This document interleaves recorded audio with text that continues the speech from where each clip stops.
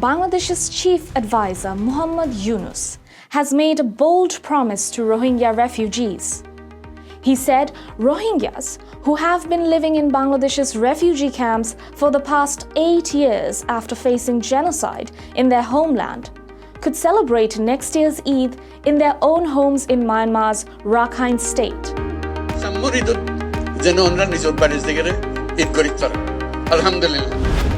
He made these promises after he and the UN chief, Antonio Guterres, broke fast with over 100,000 refugees in Bangladesh.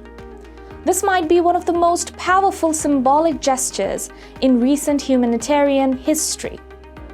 He delivered his speech in Chottogram's regional language for better communication with the Rohingya.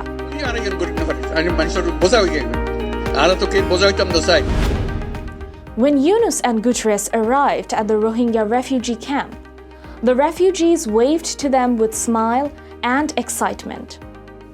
But behind those smiles lies a story of brutal tragedy. The Rohingyas have endured massacres, systematic persecutions, and what the UN itself has called a textbook example of ethnic cleansing. For people who have lived in limbo since 2017, Chief Advisor's latest words offered rare hope. But the path home is fraught with obstacles. The Rakhine state continues to be a conflict zone. Previous repatriation attempts have failed. Trauma from persecution, precarious camp conditions, and now potential funding cuts explains why some desperate Rohingya families risk dangerous boat journeys to other countries.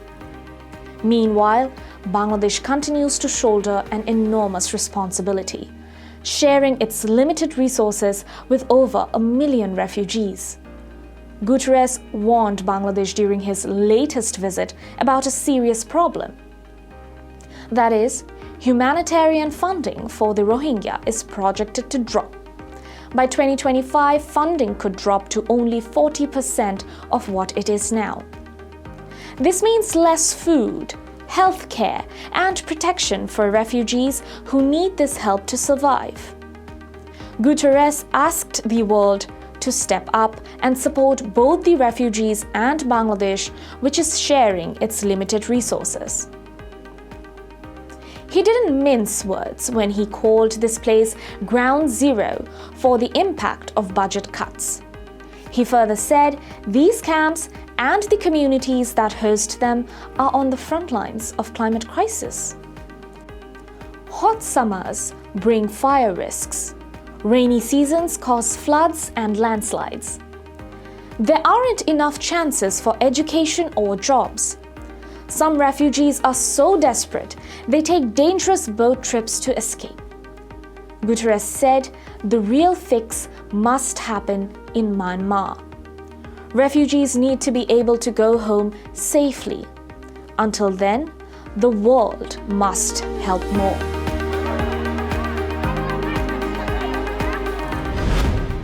Despite these challenges, the question remains: can Yunus's diplomatic efforts succeed where others have failed? The coming months will reveal whether next year's Eid will indeed be celebrated in Myanmar or here in these camps. What's clear is that for the very first time in years, the Rohingya have been given something precious: a reason to hope.